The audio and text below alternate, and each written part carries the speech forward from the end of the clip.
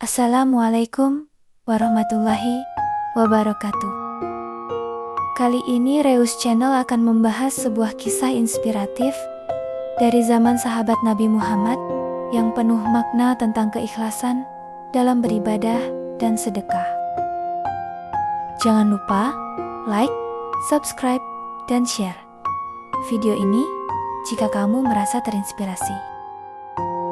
Di tengah hiruk-pikuk kehidupan manusia yang berlomba mengejar harta, jabatan, dan pengakuan, Islam menghadirkan kisah-kisah yang menyejukkan hati.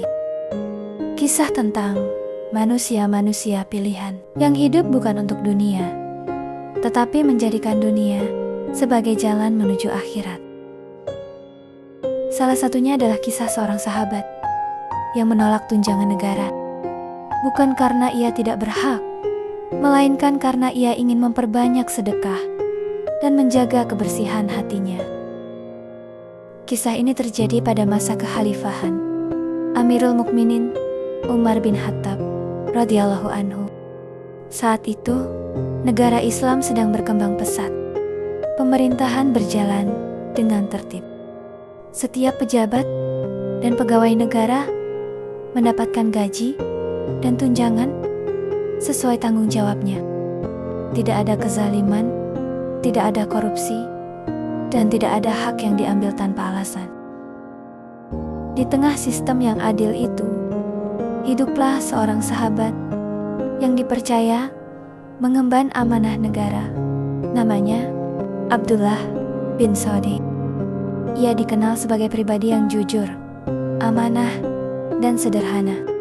Setiap hari ia bekerja dengan sungguh-sungguh, melayani urusan umat, memastikan keadilan berjalan sebagaimana mestinya.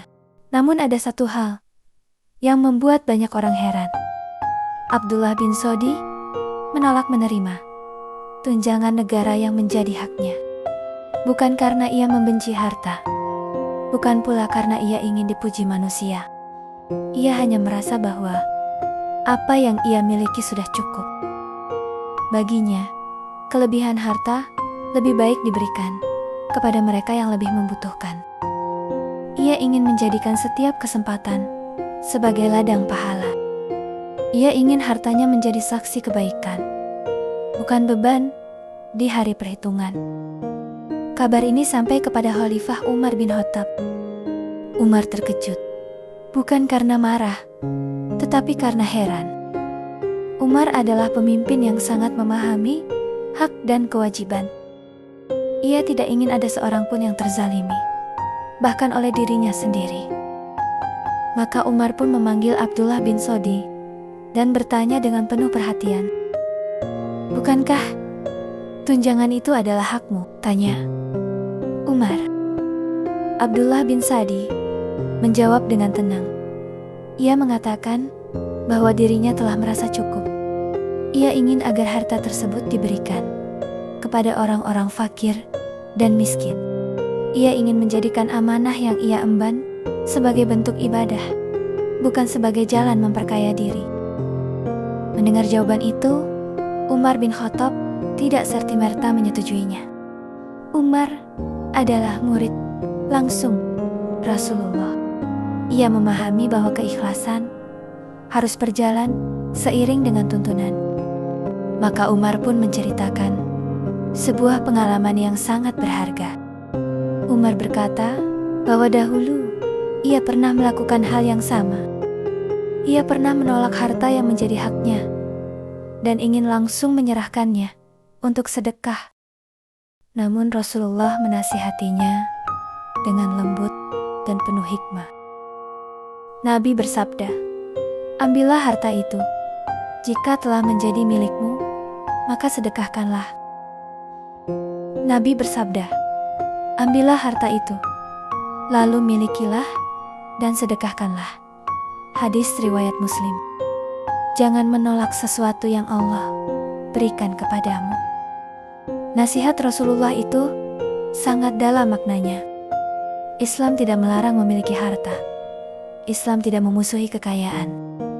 Yang dilarang adalah cinta dunia yang berlebihan, yang membuat hati bergantung dan lupa kepada Allah. Harta yang diambil dengan cara halal, digunakan dengan cara yang benar, dan disedekahkan dengan niat yang ikhlas, justru menjadi sumber keberkahan. Umar ingin Abdullah bin Sadi memahami hal ini, bahwa menerima hak bukanlah tanda ketamakan, bahwa sedekah yang paling baik adalah sedekah dari harta yang benar-benar kita miliki. Sebab dengan begitu, kita belajar bertanggung jawab, bukan hanya secara spiritual, tetapi juga secara syariat. Kisah ini mengajarkan kita keseimbangan yang luar biasa. Di satu sisi, ada ketulusan dan kezuhudan Abdullah bin Sod. Di sisi lain, ada kebijaksanaan Umar bin Khattab dan tuntunan Rasulullah. Semua berpadu dalam satu pelajaran besar. Jadikan harta di tangan, bukan di hati. Di zaman sekarang, ketika banyak orang mengukur kesuksesan dari seberapa besar penghasilan, kisah ini hadir sebagai pengingat bahwa nilai seorang hamba tidak terletak pada apa yang ia miliki, tetapi pada bagaimana ia menggunakan apa yang ia miliki. Bahwa keberkahan tidak selalu datang dari jumlah, melainkan dari keikhlasan. Mungkin kita belum mampu menolak gaji. Mungkin kita belum mampu hidup sesederhana para sahabat. Tapi kita bisa belajar dari niat mereka.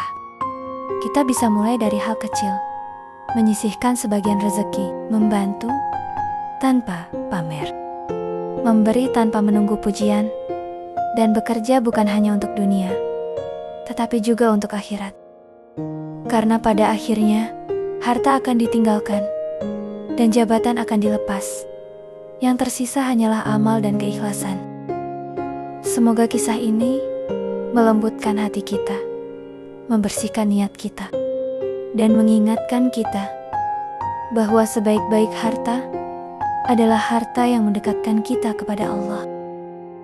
Pelajaran apa yang paling menyentuh hati Anda dari kisah ini? Tulis di kolom komentar.